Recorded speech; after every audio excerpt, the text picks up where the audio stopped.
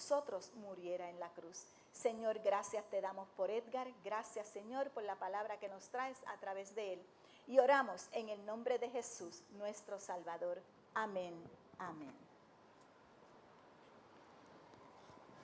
Iglesia querida, ¿cómo estás? Que Dios te bendiga. Es un placer para mí estar aquí con ustedes nuevamente. El Señor es bueno. No me canso de decirlo. Hemos conocido a un Dios que nos ha rescatado del pecado.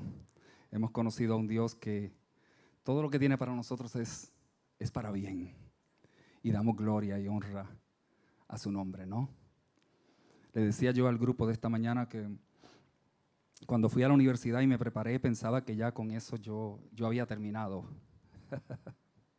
Pero conocí al Señor estando en la universidad.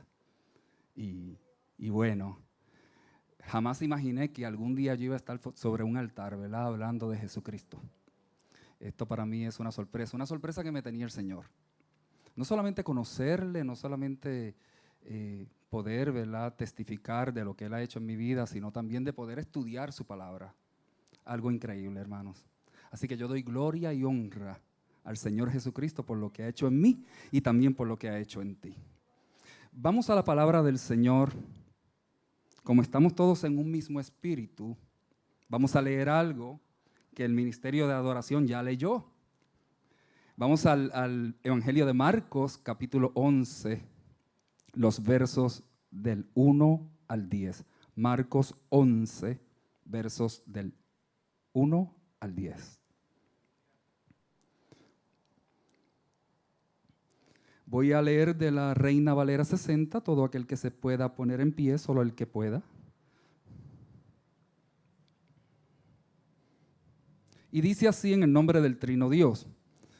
Cuando se acercaban a Jerusalén, junto a Betfagé y a Betania, frente al monte de los Olivos, Jesús envió 2 de sus discípulos y les dijo: id a la aldea que está enfrente de vosotros, y luego que entréis en ella hallaréis un pollino atado, en el cual ningún hombre ha montado. Desatadlo y traedlo. Y si alguien os dijere: ¿por qué hacéis esto?, decid que el Señor lo necesita y que luego lo devolverá. Fueron y hallaron el pollino atado afuera a la puerta en el recodo del camino y lo desataron. Y unos de los que estaban allí les dijeron: ¿qué hacéis desatando al pollino? Entonces les dijeron como Jesús los había mandado y los dejaron. Y trajeron el pollino a Jesús y echaron sobre él sus mantos y se sentó sobre él. También muchos tendían sus mantos por el camino y otros cortaban ramas de los árboles y las tendían por el camino. Y los que iban delante y los que venían detrás daban voces diciendo: Hosana, bendito el que viene en el nombre del Señor, bendito el reino de nuestro Padre David que viene, Hosana en las alturas. Pueden sentarse, hermanos. Que el Señor añada bendición, que el Señor añada salud y salvación a esta poderosa palabra.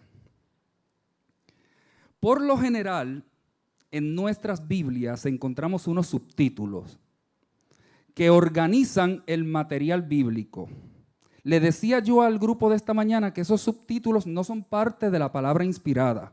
Y cuando digo que no son parte de la palabra inspirada fue que fueron añadidos después. No son parte del escrito original, ¿verdad?, del autor inspirado. Pero son subtítulos que cuidadosamente se han seleccionado para poder nosotros entender unas cosas. En el caso de esta porción escritural que nosotros acabamos de leer, el subtítulo que se le ha dado es La entrada triunfal de Jesús a Jerusalén. Y a primera vista, le decía yo al grupo de la mañana, parecería un contrasentido decir que esto es una entrada triunfal porque personal y humanamente hablando, hermanos, yo creo que lo que Jesús debió haber hecho fue nunca haber entrado a Jerusalén. Porque ustedes saben que como resultado de esa entrada, Jesús fue arrestado, Jesús fue torturado, Jesús fue ejecutado, en fin. La entrada de Jesús a Jerusalén se convierte en una trágica experiencia de pasión y muerte. Porque óiganme, ¿qué de triunfo tiene entrar a un lugar donde tú sabes que te van a matar?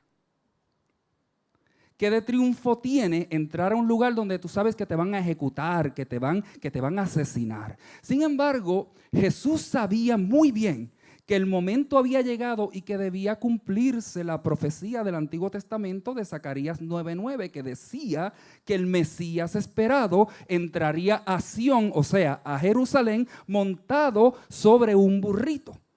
Por lo tanto, esa última entrada de Jesús a Jerusalén es el cumplimiento de una profecía que lo que hace en realidad es autenticar el mesianismo de Jesús.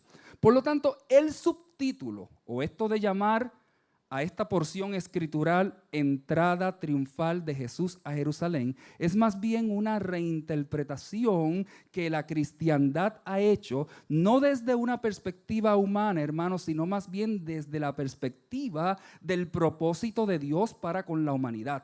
Es el cumplimiento de una profecía que se había hablado 500 años antes del nacimiento de Jesús y en el plan redentor de Dios, pues ya eso estaba pautado para ese día.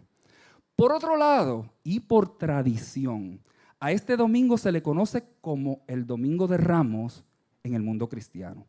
Y no podemos perder de perspectiva lo que este domingo cuaresmal significaba en el contexto judío para las familias judías de aquella época.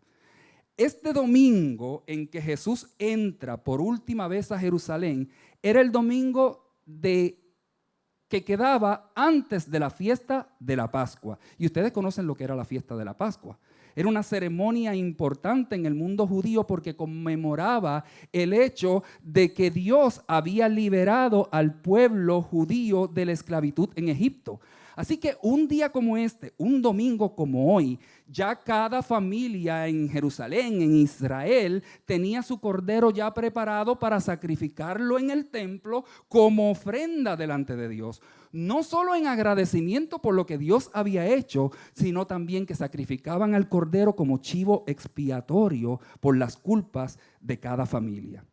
Entendiendo ese contexto, hermanos, o lo que significaba este domingo para las familias judías de aquel entonces, es entonces correcto decir que esta entrada fue una triunfal porque se estaba cumpliendo con la voluntad divina en la historia de la redención.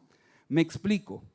Con esta entrada de Jesús a Jerusalén se está anunciando no solo a Israel, hermanos, sino al mundo entero, a todos nosotros, que ya no era necesario de ahí en adelante sacrificar corderos o animales en el templo para descargar sobre ellos las culpas, que ya no era necesario pasar por esos rituales judíos, porque Jesucristo, el cordero perfecto provisto por Dios, entraba a la ciudad para ofrecerse a sí mismo una vez y para siempre por todos los pecados del mundo. Y de esa manera garantizarnos a cada uno de nosotros perfecta paz con el Eterno.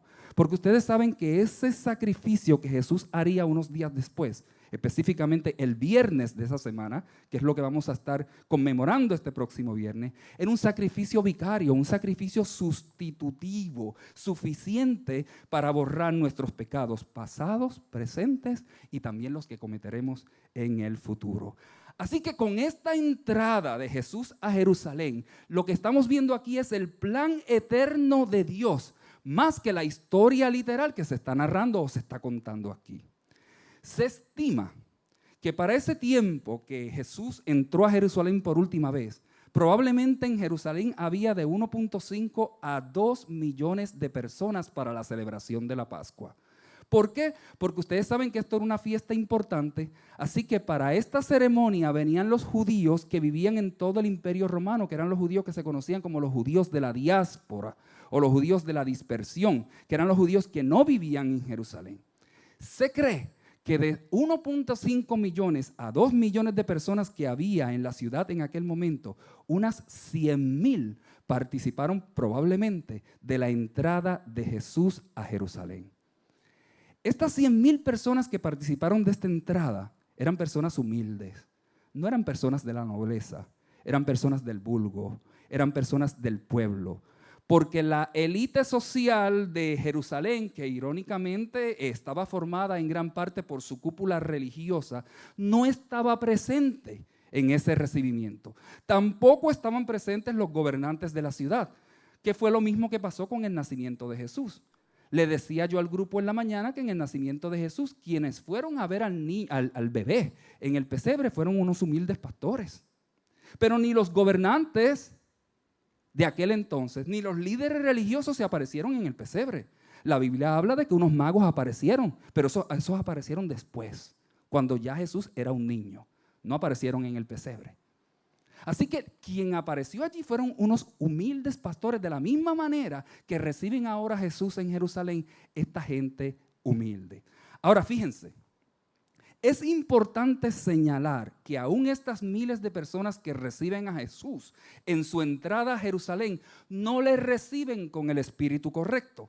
¿Por qué yo digo esto, hermanos? Porque desde tiempos antiguos en la historia de Israel se hablaba de un Mesías. Ustedes saben lo que significa Mesías. Mesías significa ungido, una persona con un propósito especial.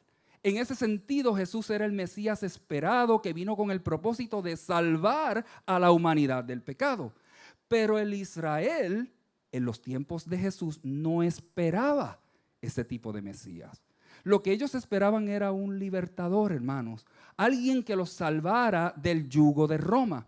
Ellos esperaban un líder político con experiencia militar que no solamente derrocara al gobierno romano, sino que estableciera un nuevo reino terrenal. Sin embargo, esa no era la libertad que Jesús les estaba ofreciendo. La libertad que Jesús les estaba ofreciendo se trataba de una libertad espiritual, de una libertad del hombre de sus delitos y de sus pecados. Porque la multitud seguía a Jesús no por la salvación de sus almas, la multitud seguía a Jesús por lo que Jesús le podía dar. Esa era la diferencia. Ellos conocían muy bien los milagros que Jesús había hecho. Ellos sabían que Jesús había sanado ciegos. Ellos sabían que Jesús había levantado cojos. Ellos sabían que Jesús había resucitado muertos. Por lo tanto, entendieron en aquel momento que este era el hombre capaz de darle el golpe mortal a Roma y establecer el glorioso reino del que se había hablado en las profecías del Antiguo Testamento. ¿Por qué el pueblo veía a su Mesías, en este caso a Jesús, de esa manera? Bueno, hermanos, porque Israel era un pueblo atropellado. Era un pueblo en dolor. Era un pueblo en amargura, un pueblo que estaba sociológicamente enfermo, con graves problemas económicos y políticos, porque existía mucha opresión política y mucha opresión religiosa también en aquel tiempo. No solo experimentaban el atropello de Roma, que de hecho los había invadido, sino también el atropello de sus propios líderes religiosos. Así que esto era un pueblo cansado, hermanos, un pueblo que por muchos años había sido gobernado por líderes que no habían logrado satisfacer sus necesidades, ni físicas ni las más profundas del alma y del espíritu. Por esa razón es que el pueblo, al ver a Jesús, vieron en él al hombre que podía traerles esa libertad de todo aquello que les preocupaba y laceraba también su vida cotidiana. Fíjense, hasta ese momento, hasta el momento de la entrada de Jesús a Jerusalén, Jesús no había hecho nunca una declaración pública de que Él era el Mesías. Y Él no lo había hecho por una razón muy sencilla, porque eso hubiese desencadenado su muerte antes de tiempo. Recuerden que los dirigentes religiosos lo andaban buscando hacía tiempo, porque ellos sabían que grandes multitudes seguían a Jesús por la razón que fuese, y en ese sentido reconocían que Jesús podía dirigir a las multitudes en una abierta rebelión contra el gobierno romano. De hecho, cuando Jesús entra a Jerusalén, ya los religiosos tenían su plan para ejecutarlo. Pero ¿saben qué? Ellos no lo querían hacer durante la Pascua porque reconocían que hacerlo durante la fiesta podía provocar un motín en Jerusalén. Así que ellos estaban calladitos esperando que llegara el momento. Pero ya el plan de Dios estaba atrasado. En el plan predeterminado de Dios, desde la eternidad, hermanos, Jesús como Cordero de Dios sería sacrificado el mismo día en que los demás corderos pascuales eran sacrificados en el templo. Es por esto que esta última entrada de Jesús a Jerusalén tiene un simbolismo tremendo, hermanos. Y no solo tiene el simbolismo la entrada como tal, sino la forma y manera en que esta entrada se dio. Porque con esta entrada lo que Jesús hizo fue emular lo que hacían los reyes en aquella época. Y para que ustedes puedan entender, les voy a decir lo siguiente. Cuando un rey venía entrando a una ciudad, en son de conquista o en son de guerra, ese rey venía montado sobre un fuerte corcel. Cuando hablo de corcel estoy hablando de un caballo, de un fuerte caballo entrenado para la batalla. Cuando el pueblo veía venir a un rey montado sobre ese corcel con su ejército, el pueblo sabía que ese rey venía a conquistar. El pueblo sabía que ese rey venía en son de guerra. El pueblo sabía que ese rey venía a aniquilar. Por el contrario, cuando un rey venía en son de paz, no entraba en un caballo, entraba en un burrito. Ya ven por qué Jesús lo hizo de esa manera. Y cuando el pueblo lo veía, sabía entonces que ese rey no venía a destruir, no venía a aniquilar, sino que venía en son de paz. Por eso el pueblo, al ver a Jesús montado sobre este asno, sobre este pollino, sobre este burrito, conociendo de antemano sus milagros, sus portentos, sus sanidades, prorrumpe en este grito de reconocimiento porque lo ven como su aliado, lo ven como ese rey que venía a consolar o a traer paz a sus corazones. Y de hecho Jesús era su aliado. De hecho Jesús entró a traer paz a sus corazones, pero no de la manera que Israel pensaba. Porque como yo dije anteriormente, Israel entendía que la única manera en que ellos podían experimentar la paz era deshaciéndose del yugo de Roma, pero mediante la guerra. Sin embargo, Jesús no estaba entrando a Jerusalén en ese momento para apoderarse de un trono físico. Jesús no venía a libertar al pueblo del yugo romano, hermanos. Jesús no venía a libertar al pueblo de ningún régimen político. Jesús venía a salvarlos de algo mucho peor que Roma. Los venía a salvar del diablo, los venía a salvar del mundo, los venía a salvar de las ataduras oscuras e invisibles del pecado. Así que fíjense el drama aquí. Por un lado, Jesús entrando a Jerusalén con una agenda divina. Por otro lado, el pueblo recibiendo a Jesús con otra agenda. Y óiganme, como dije anteriormente, lo que el pueblo deseaba era algo justo. Porque ya yo les dije que Israel era un pueblo atropellado. Por lo tanto, lo justo era que este pueblo fuese liberado del yugo romano, liberado de la opresión por la que estaban pasando. El grito de Israel, iglesia, era un grito auténtico. Porque ¿quién no desea que se le ayude en su momento de crisis? ¿Quién no desea que se le ayude en su momento de angustia? ¿Quién no desea que se le ayude cuando tiene problemas? Sin embargo, la paz que el pueblo buscaba no era la paz que Jesús les estaba ofreciendo. Porque la paz que anhela el hombre no es la paz que Dios da. La paz que viene de Dios, dice la Biblia, es una paz que sobrepasa todo entendimiento. Y lo que eso significa es que es una paz, hermanos, que aún podemos experimentar en circunstancias difíciles. La paz que Jesús viene a ofrecer es una paz que está cimentada sobre la base de la era de la reconciliación del hombre con Dios, consigo mismo y también con sus semejantes. Pero lamentablemente, hermanos, Israel veía esto de otra manera.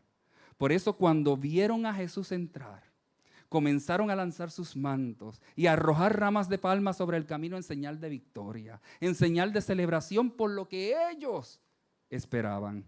En ese momento, toda la esperanza mesiánica de un pueblo, la esperanza mesiánica de toda una multitud había llegado a su apogeo. Por eso gritaron: Hosana, bendito el que viene en el nombre del Señor.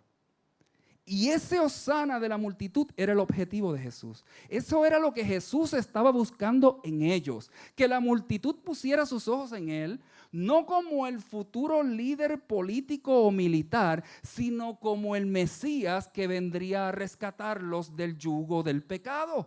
Porque la palabra hosana en aquellos tiempos tenía una connotación muy diferente a la palabra hosana en estos tiempos. Cuando nosotros decimos hosana hoy, lo vemos como una expresión de júbilo, como una expresión de júbilo, como una exclamación de júbilo. Pero en aquella época, hosana era una voz de súplica, era como un grito desesperado del alma, era una expresión que la gente utilizaba para decir que alguien venga a salvarnos. Y hermanos, aunque la multitud en ese momento no estaba pidiendo salvación de su pecado, sino de la opresión de Roma, no cabe duda de que en el plan eterno de Dios, en el plan predeterminado divino, esta petición del pueblo se convierte en una petición delante del mismo Señor, aunque el mismo pueblo no lo entendiera en ese momento. Por lo tanto, Jesús logró su propósito. Que el pueblo que tenía necesidad de salvación pusiera su mirada en Él en ese momento y que entendiera, aunque fuera después de la resurrección, porque hasta los mismos discípulos o apóstoles que andaban con Él entendieron estas cosas después. Que el pueblo entendiera, aunque fuera después, que Él había venido al mundo en son de paz y no de guerra. Que no podía haber reino, hermanos, a menos que hubiese una cruz. Que no podía existir una corona real sin existir primero una corona de espinas. Que para poder alcanzar la gloria era necesario experimentar el oprobio y la vergüenza. Miren, hermanos, ¿qué esto nos enseña a cada uno de nosotros? Lo que esto nos enseña es que cuando se trata de Dios, las cosas se deben hacer a su manera y no a la nuestra.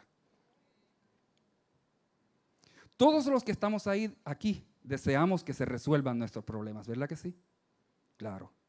Pero debemos permitir que quien nos ofrece la ayuda los resuelva a su manera. Si tú estás ahogándote en una playa y el salvavidas te va a rescatar, tú no le puedes decir al salvavidas la forma o manera en la que te va a rescatar.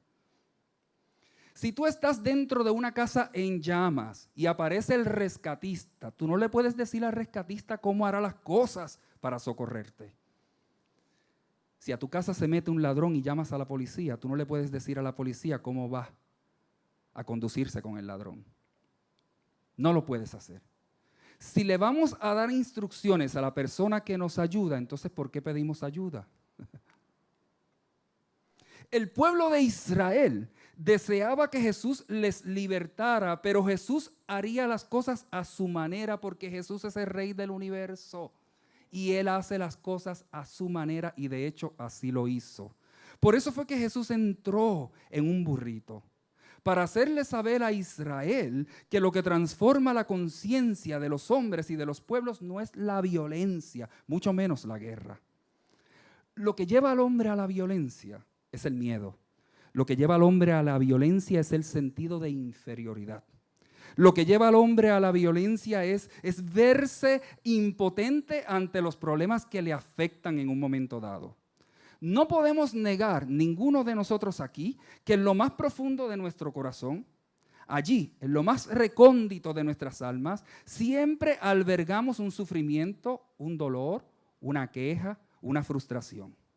Y cuando cada uno de nosotros se topa con esa realidad y reconoce la impotencia para poder trabajar con todos esos asuntos, por lo general terminamos indignándonos o frustrándonos.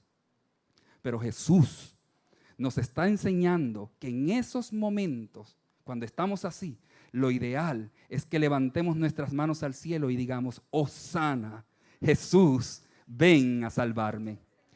Esa es la actitud, hermanos, que las naciones y los pueblos necesitan. ¿Cuánta violencia nosotros no experimentamos a diario en este país? Esto es un país violento. Se ha convertido Puerto Rico en uno de los países más violentos del mundo. Pero ¿saben cuál es el antídoto? El antídoto es que Puerto Rico permita que a su vida entre el caballero de paz que viene montado en un burrito. El caballero de paz que es capaz de transformar el corazón y la vida de todos los puertorriqueños. Jesús, en su entrada a Jerusalén, lo que le está diciendo a Israel y al mundo entero es: aquí vengo montado sobre un burrito, no como un rey que domina, no como un rey que se impone, no como un rey que viene a aumentar tu dolor, sino todo lo contrario. Vengo humilde, a cara descubierta, con una verdad que liberta y una paz que sobrepasa todo entendimiento humano. Por eso, la entrada de Jesús a Jerusalén es una triunfal, porque es símbolo de esperanza, hermanos, es símbolo de consolación, es símbolo de gracia, es símbolo de misericordia. Es una entrada triunfal porque con ella Jesús anuncia que en vez de quitarle al pueblo, como lo hacían los líderes políticos de aquel entonces, como lo hacían los líderes religiosos, Jesús ha venido en ese momento a añadirle, ha venido a ofrecerles, ha venido a darles, ha venido a brindarles justicia y salvación. Por eso Jesús entra a Jerusalén y por eso Israel en ese momento conmemora el sueño de su nación, que era un sueño de libertad, un sueño de justicia, un sueño de salvación. Por eso arrojaron sus carpas, por eso arrojaron sus mantos, por eso cortaron ramas de palmera y las arrojaron en el camino. Ojalá, hermanos, podamos decir Hosana en esta Semana Santa.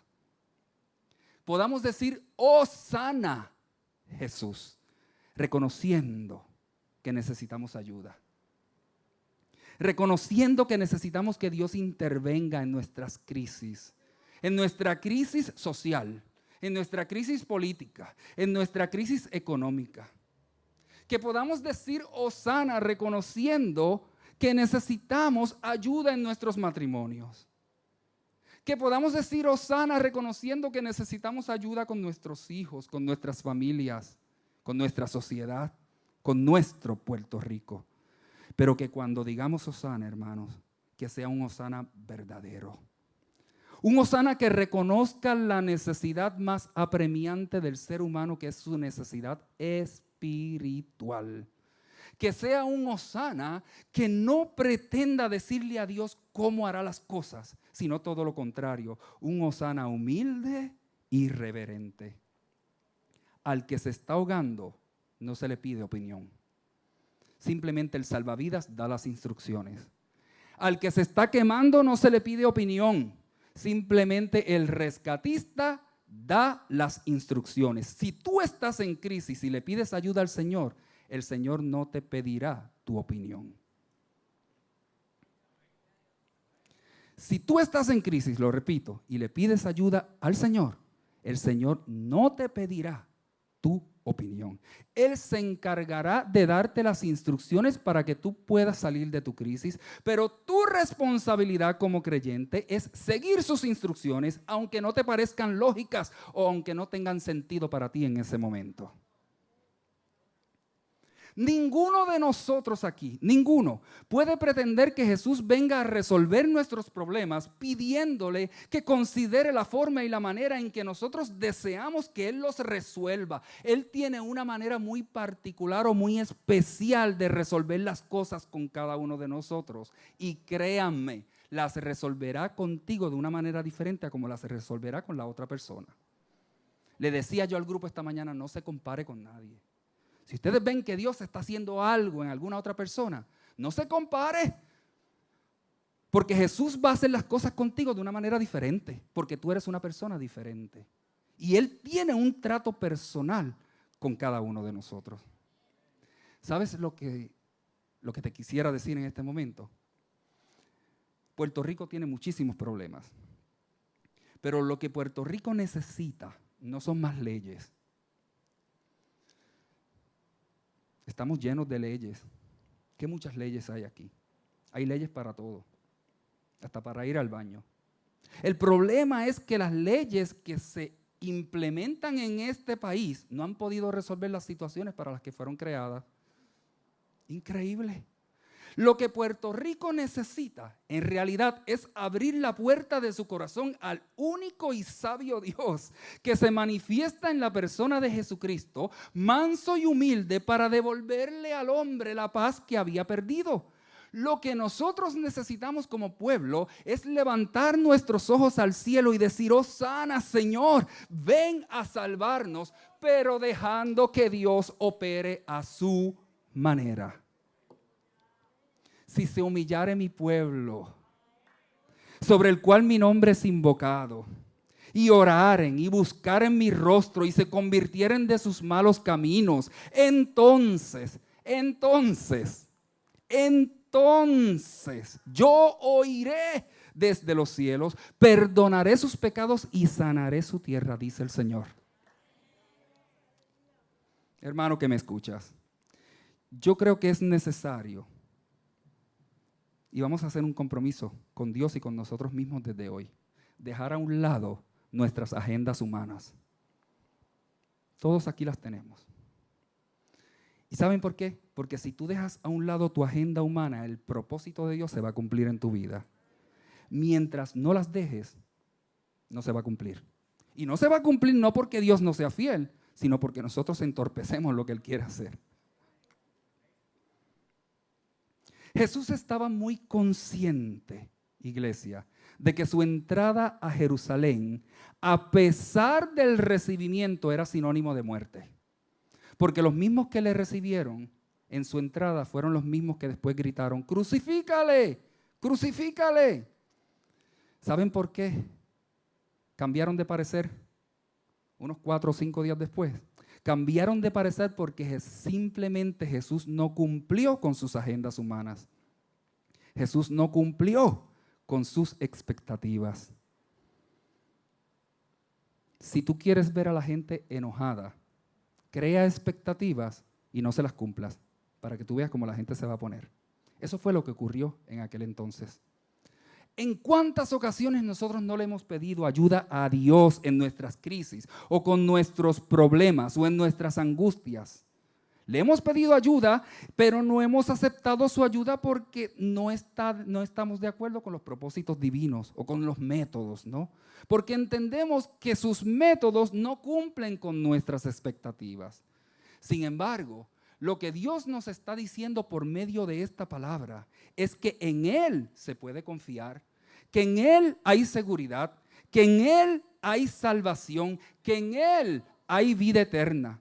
Por lo tanto, la entrada de Jesús a Jerusalén y su posterior muerte y resurrección, iglesia, lo que nos dice es que aún tenemos la oportunidad de renacer, que aún tenemos la oportunidad de salir adelante, que en Dios no se han agotado nuestras posibilidades y que aunque hayamos caído una y otra y otra y otra y otra vez, Dios no tiene coraje con ninguno de nosotros. Él solamente desea entrar a tu corazón por medio de su Espíritu y guiarte en todas tus decisiones.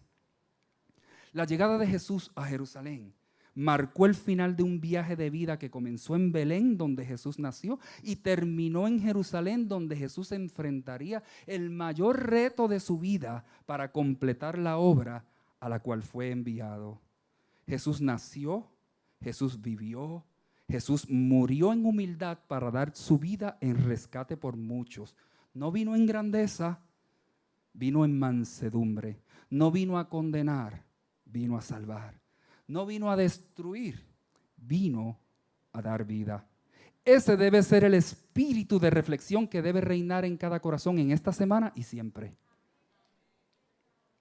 La conmemoración de esta Semana Santa, iglesia, nos pone de manifiesto el verdadero sentido de la cristiandad. Un Dios que cuando nos vio perdidos en nuestros delitos y pecados, decidió Él mismo venir a buscarnos. De hecho, a esta semana se le denomina santa no porque sea diferente a las demás. Santo significa separado, sino porque fue la semana que Dios separó para la redención de la humanidad. Así que es una semana de gozo para la iglesia, es una semana de victoria para el creyente. No es para que andemos cabizbajos pensando en los pecados que cometimos o latigando nuestras mentes con sentidos de culpa. No hay forma de que seamos culpables cuando ya la sangre de Cristo nos limpió de todo pecado.